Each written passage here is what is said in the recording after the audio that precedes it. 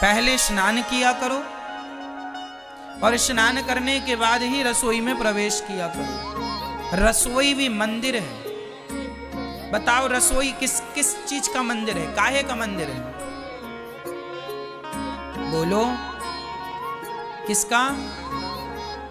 अन्नपूर्णा। अन्नपूर्णा आप कह रहे हैं तो सही ही कह रहे होंगे, पर मेरे विचार से कुछ और है। हमारी जो रसोई है वहां वो विचारों का मंदिर होता है। किसका मंदिर? विचारों का। अच्छा अन्न खाओगे तो अच्छे विचार प्रकट होंगे, गंदा अन्न खाओगे गलत विचार आ जाएंगे, और विचार गलत हुए तो जीवन गलत है। विचार कहां से प्रकट होते हैं? जैसा अन्न, जैसा खाए अन्न वैसा रहे मन। इसलिए आहार शुद्धि, आहार शुद्ध तो सब शुद्ध। आहार बिगड़ा बुद्धि बिगड़ी। इसलिए मेरी मां पहले स्नान किया करो, सवेरे उठकर नहा धोकर बड़े प्रेम से साफ स्वच्छ कपड़े, स्वच्छ मीन्स धुले हुए कपड़े, वही नहीं कि कल वही पहन के सोए थे, उठे तो फिर वही पहन लिया ना। साफ कपड़े धुले हुए पहनकर फिर रसोई में प्रवेश करना, इस भाव से कि ये रसोई मंदिर है। यहां से ही मेरे पति के, मेरे बच्चों के, मेरा यहीं से विचारों का निर्माण यहीं से होगा। आप कुछ ना खाइए, 4 दिन तक भूखे रहिए, उस भूखी हाल में आपके अंदर कोई विचार नहीं होगा, विचार शून्य हो जाता है। क्यों जी? क्या सोचता है आदमी? उस समय केवल खाना मिल जाए, भोजन मिल जाए। तो भोजन ही विचारों को जन्म देने वाला है। इसलिए बड़े बुजुर्गों ने कहा है कि जैसा खाए अन्न वैसा रहे मन, जैसी राखें शुद्धि वैसी बने बुद्धि। आजकल हमारी माताएं और हमारे छोटे छोटे बच्चे और ये पुरुष लोग ये शुद्धि का ख्याल नहीं रखते। अपने घर का एक कानून बना दो, कोई भी बाथरूम जाएगा तो बाथरूम से लौटने के पहले 4 कुल्ला करना और हाथ धुलना और पांव धुलना अनिवार्य है।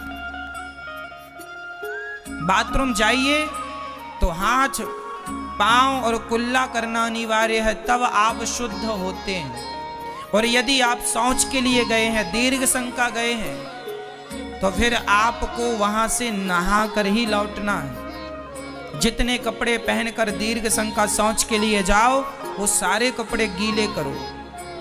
दिन में 2 बार जाओ, 3 बार जाओ तो 3 बार नहाओ। वहां से बिना नहाए आओगे तो वहां जहां जहां जाओगे वो अशुद्ध अवस्था में आपके अंदर नेगेटिव अर्थात नकारात्मक विचार। ये देखो ब्रह्मांड में ना 2 प्रकार की बातें घूमती हैं। इस ब्रह्मांड में अच्छे विचार भी घूम रहे हैं और बुरे विचार भी घूम रहे हैं। यदि आप पवित्र हैं तो बुरे विचार आपसे दूर रहेंगे, अच्छे अच्छे विचार आएंगे। और आप अशुद्ध हैं, अपवित्र हैं, गंदगी है, तो तुरंत अशुद्ध विचार, गलत विचार आपके अंदर आ जाएंगे। और विचार गलत हुए तो व्यक्ति गलत हो जाता है। मैं कह चुका हूं कि मैं और आप गलत नहीं हैं, विचार हमें गलत करते हैं। इस सब्जेक्ट पे मैं बात कर चुका हूं, ठीक है? इसलिए नियम बनाओ कि आप शौच के लिए जाएंगे तो आप कम कपड़े पहनकर जाएंगे, और जो पहनकर जाएंगे वो सारे धुलेंगे और बिना नहाए नहीं। यदि आपने एक बार पूरा स्नान कर लिया है और दोबारा इमरजेंसी जानी पड़ी तो आप कमर से अपनी नाभि को गीला करता हुआ पानी आपके कमर को गीला करे, चरणों को गीला करे। अर्ध स्नान कहते हैं इसे। एक स्नान होता है संपूर्ण स्नान और एक स्नान होता है अर्ध स्नान। आपकी कमर से नीचे पूरा अंग गीला कर लो, वह अर्ध स्नान है। पूरा स्नान ना कर सको तो अर्ध स्नान कर लेना, पर स्नान जरूरी है। जैसी शुद्धि, आजकल बच्चों की बुद्धि क्यों बिगड़ रही है? 4 दिन नहाते नहीं है। ये शौच के लिए भी जाते हैं, बाथरूम भी जाते हैं, पर ये नहाते नहीं है।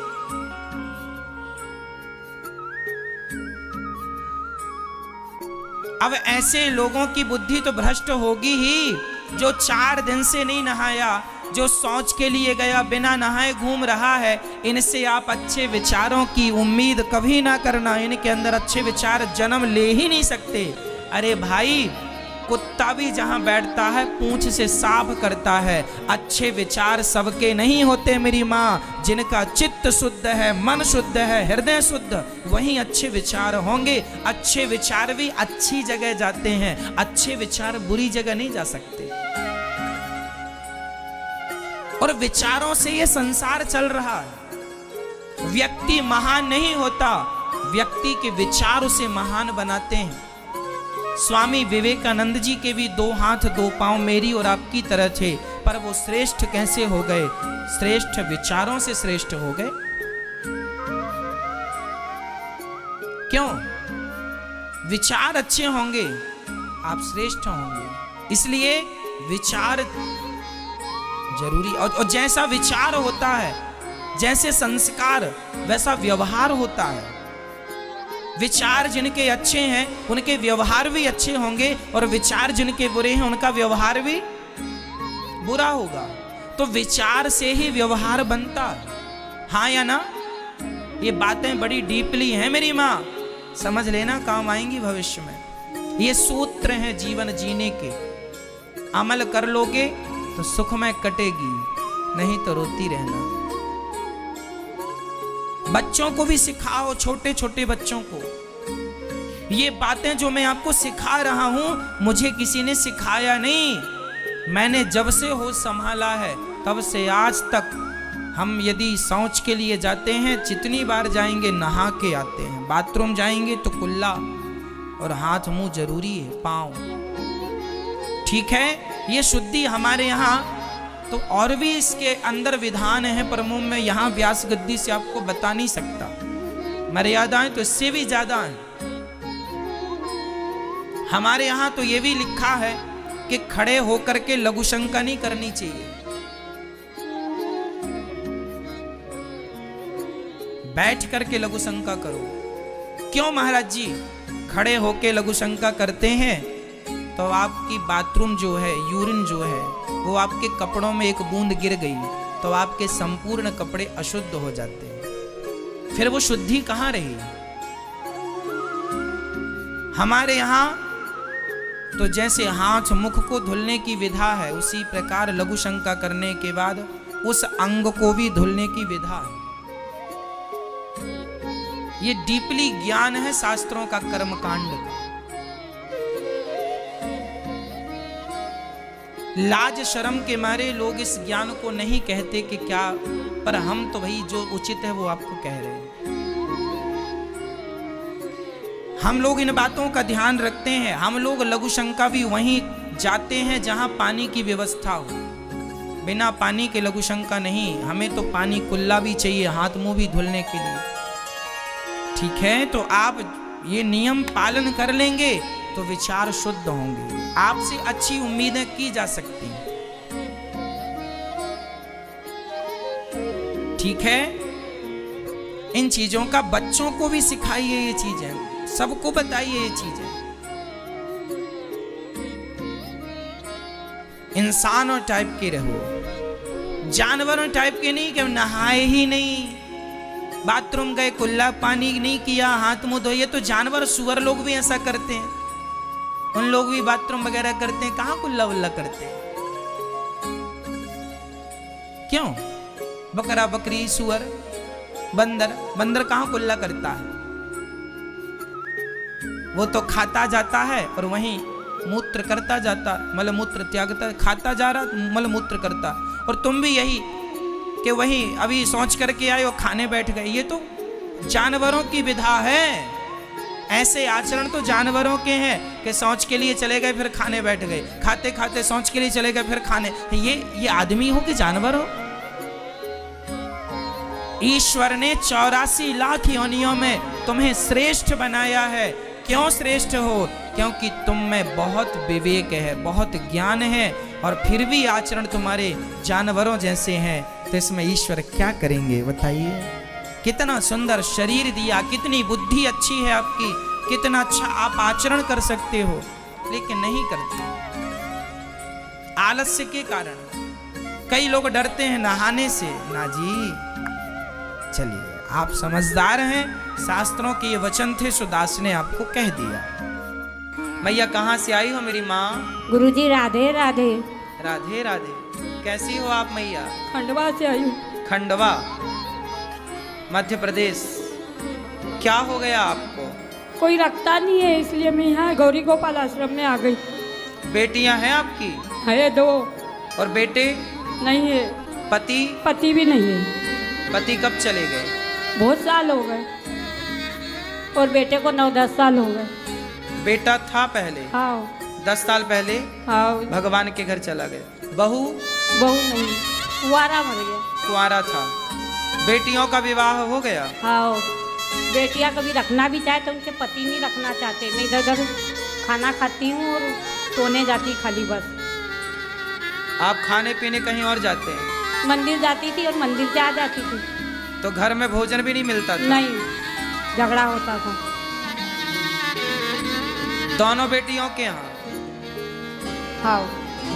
उनके पति नहीं खान देते थे, वो भी सीधे नहीं रखते। दोनों के पति मना, बेटियों के कभी इच्छा भी हो तो वो मना, डरती है पतियों से। ठीक है, देखो 2 बेटियां हैं तो बेटियां तो चाहती हैं कि सेवा हो माँ की, 2-4 रोटी जो चाहिए मिल जाए। पर बेटियों के पति, अरे भाई पत्नी की माँ भी तो माँ ही है। बेटा नहीं है तो दामाद ही तो बेटा है। कहती हैं माँ के देखो खाने नहीं देते। ये माँ कितना खाती होंगी सोचिए। आज संसार में इस तरह से इंसानियत मर चुकी है कि एक इंसान अपनी सास को, अपनी माँ को रोटी नहीं दे रहा है।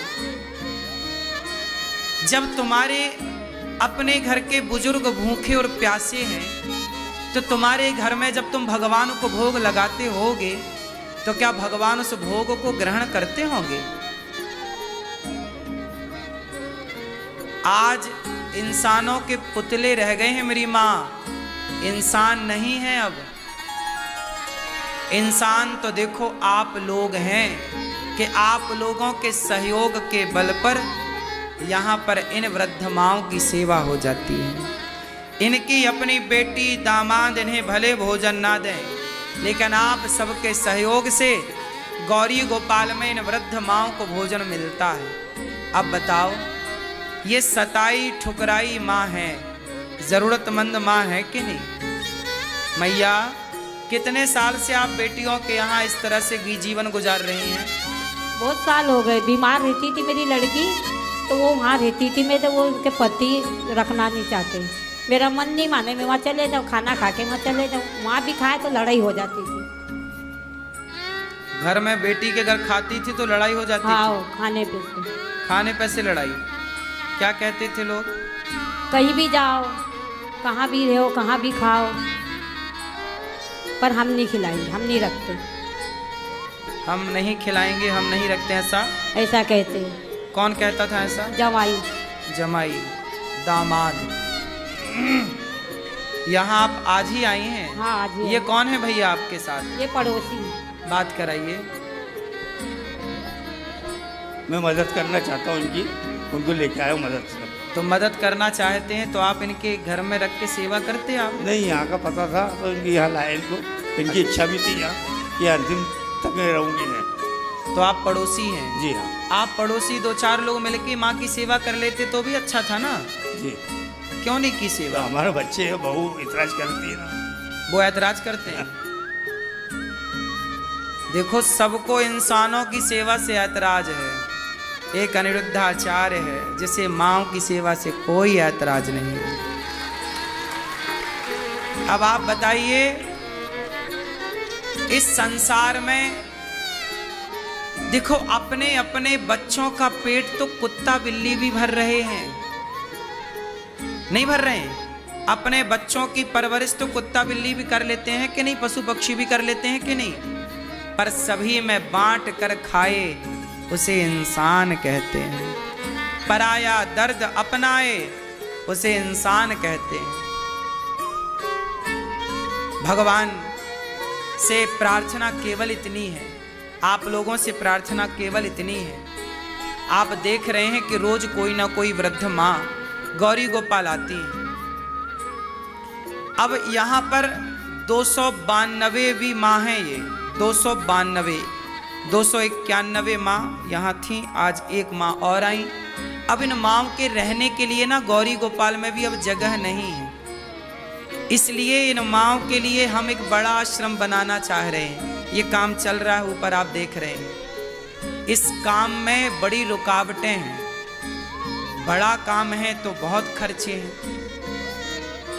4 दिन काम होता है, कुछ दिन काम रुक जाता है। जैसे पैसा आया काम शुरू हो गया, पैसा गया काम खत्म।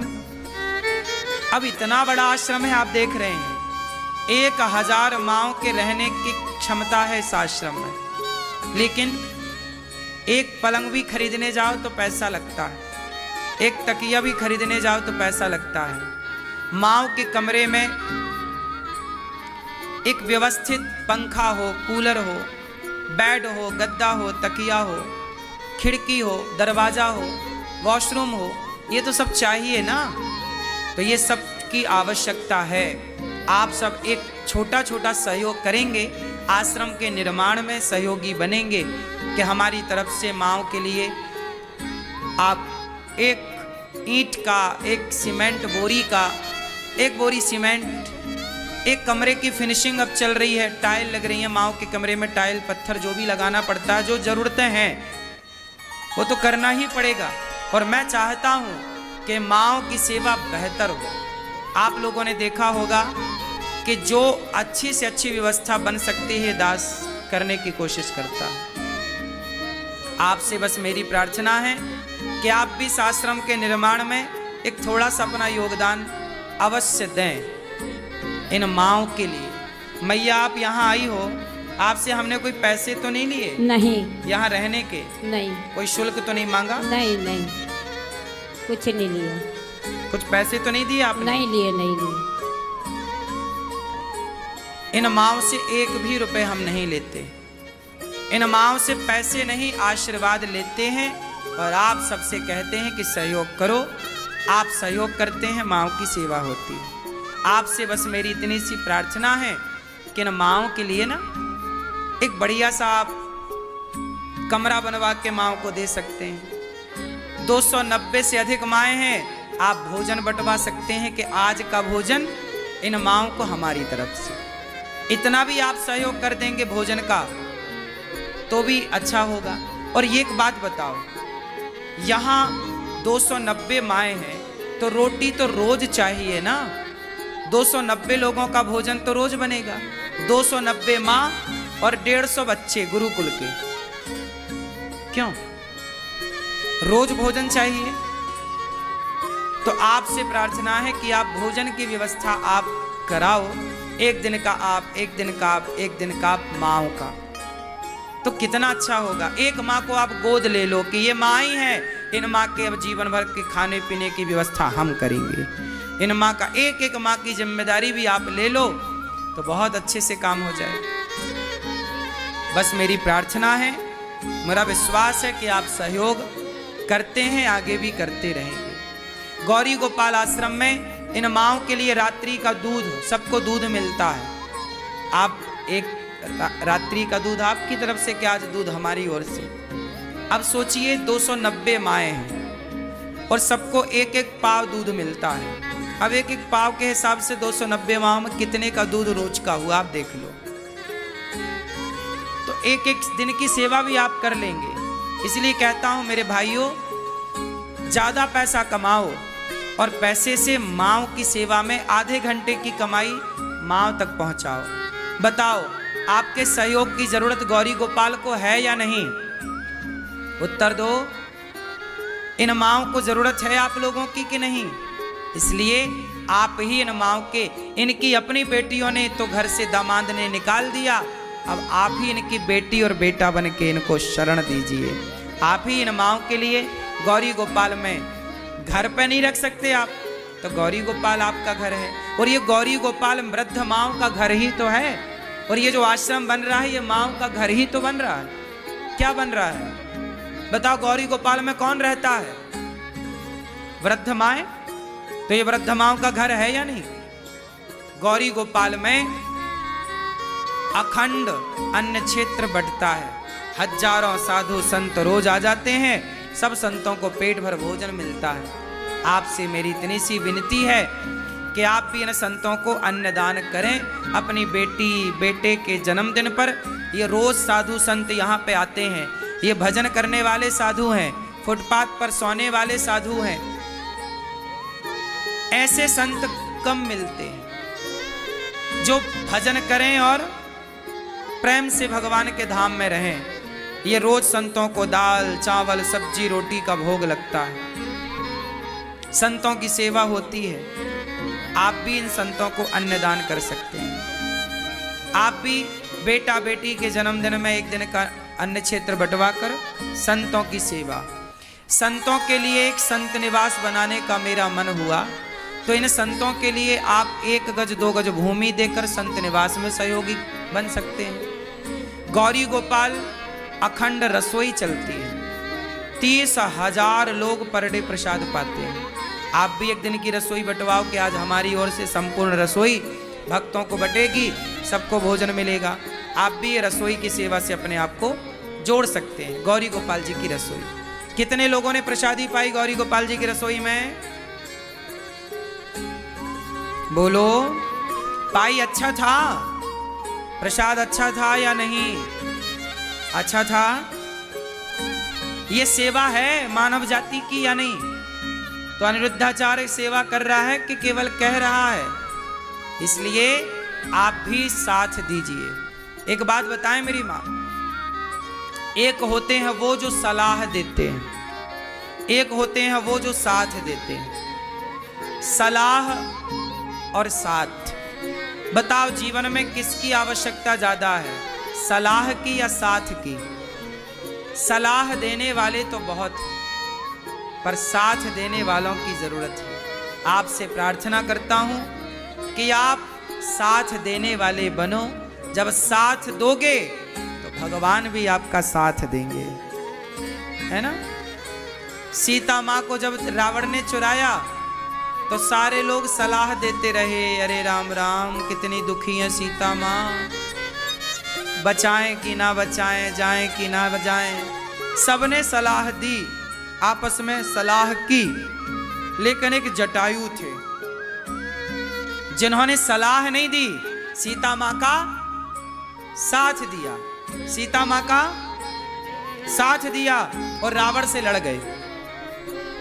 बस आपसे प्रार्थना है कि आप दास अनिरुद्ध को का साथ दीजिए, इस अच्छे काम से जुड़िए और एक दिन की संपूर्ण रसोई बटाकर आप भी अन्नदान करके पुण्य के भागीदार बनिए।